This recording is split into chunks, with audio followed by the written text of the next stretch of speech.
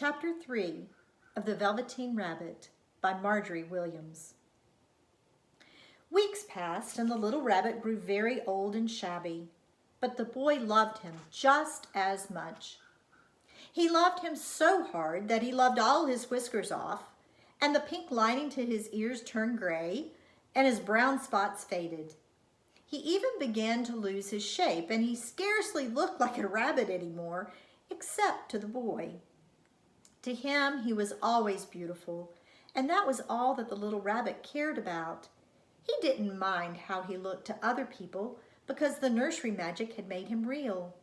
And when you're real, shabbiness doesn't matter. And then, one day, the boy was ill. His face grew very flushed, and he talked in his sleep, and his little body was so hot that it burned the rabbit when he held him close. Strange people came and went in the nursery, and a light burned all night, and through it all the little Velveteen Rabbit lay there, hidden from sight under the bedclothes, and he never stirred, for he was afraid that if they found him, someone might take him away, and he knew that the boy needed him. It was a long, weary time, for the boy was too ill to play, and the little rabbit found it rather dull with nothing to do all day long. But he snuggled down patiently and looked forward to the time when the boy should be well again, and they would go out in the garden amongst the flowers and the butterflies and play splendid games in the raspberry thicket like they used to. All sorts of delightful things he planned, and while the boy lay half asleep, he crept up close to the pillow and whispered them in his ear.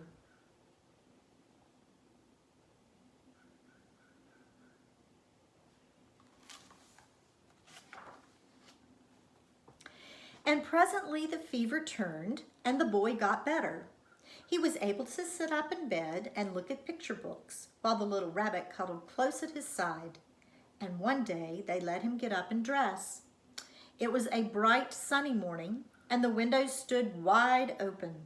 They had carried the boy out on the balcony, wrapped in a shawl, and the little rabbit lay tangled up among the bedclothes, thinking.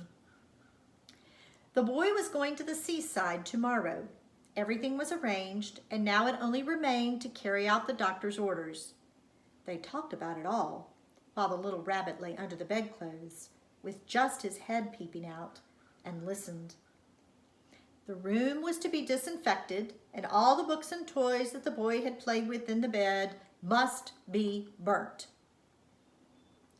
Hooray, thought the little rabbit. Tomorrow we shall go to the seaside, for the boy had often talked of the seaside, and he wanted very much to see the big waves coming in, and the tiny crabs, and the sand castles.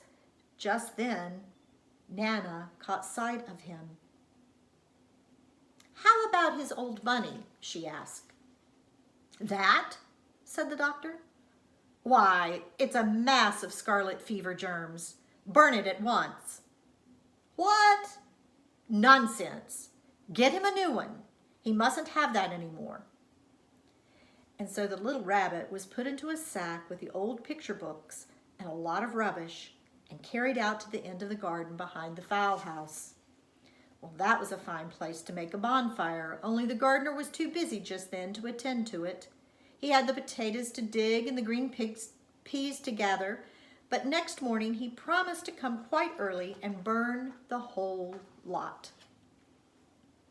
That night the boy slept in a different bedroom, and he had a new bunny to sleep with him. It was a splendid bunny, all white plush with real glass eyes, but the boy was too excited to care very much about it. For tomorrow he was going to the seaside, and that in itself was such a wonderful thing that he could think of nothing else. And while the boy was asleep, dreaming of the seaside, the little rabbit lay among the old picture books in the corner behind the fowl house, and he felt very lonely.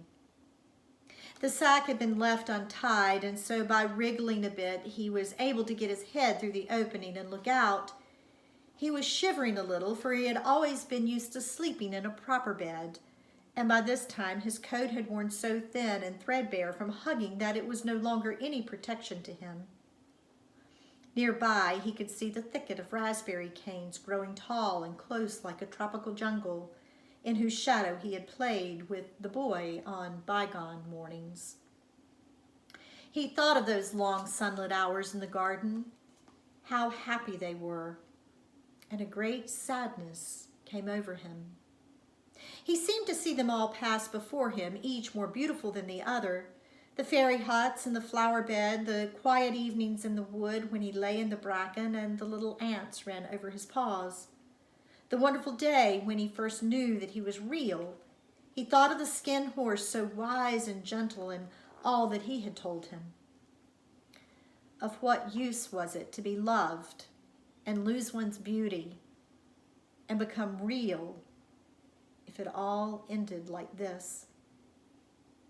And a tear, a real tear, trickled down his little shabby velvet nose and fell to the ground. And then a strange thing happened, for where the tear had fallen, a flower grew out of the ground, a mysterious flower, not all like any that grew in the garden. It had slender green leaves, the color of emeralds, and in the center of the leaves a blossom like a golden cup. It was so beautiful that the little rabbit forgot to cry and just lay there watching it. And presently the blossom opened, and out of it there stepped a fairy.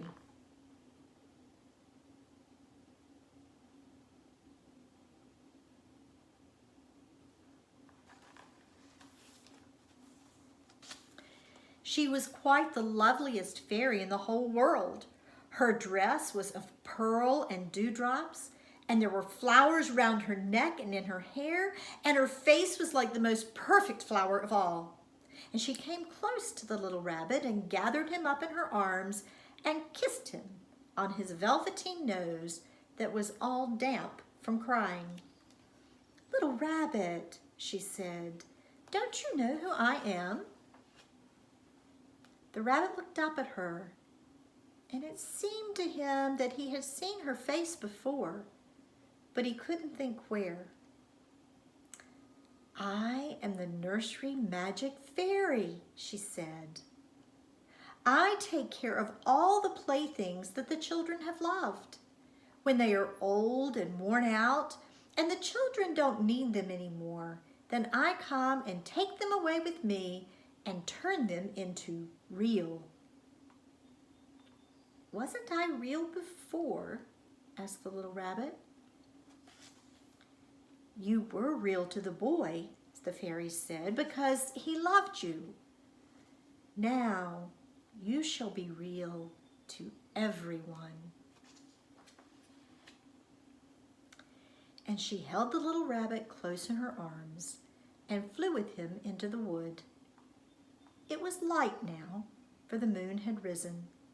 All the forest was beautiful, and the fronds of the bracken shone like frosted silver. In the open glade between the tree trunks, the wild rabbits danced with their shadows on the velvet grass. But when they saw the fairy, they all stopped dancing and stood round in a ring to stare at her. "I've brought you a new playfellow," the fairy said. "You must be very kind to him and teach him all he needs to know in Rabbitland, for he is going to live with you forever and ever." And she kissed the little rabbit again and put him down on the grass. "Run and play, little rabbit," she said. But the little rabbit sat quite still for a moment and never moved. For when he saw all the wild rabbits dancing around, he suddenly remembered about his hind legs, and he didn't want them to see that he was made all in one piece. He did not know that when the fairy kissed him that last time, she had changed him altogether, and he might have sat there a long time too shy to move, if just then something hadn't tickled his nose, and before he thought, he lifted his hind toe to scratch it, and he found that he actually had hind legs, Instead of dingy velveteen, he had brown fur, soft, shiny. His ears twitched by themselves, and his whiskers were so long that they brushed the grass. He gave one leap, and the joy of using those hind legs was so great that he went springing about the turf on them, jumping sideways and whirling round as the others did. And he grew so excited that when at last he did stop to look for the fairy, she had gone.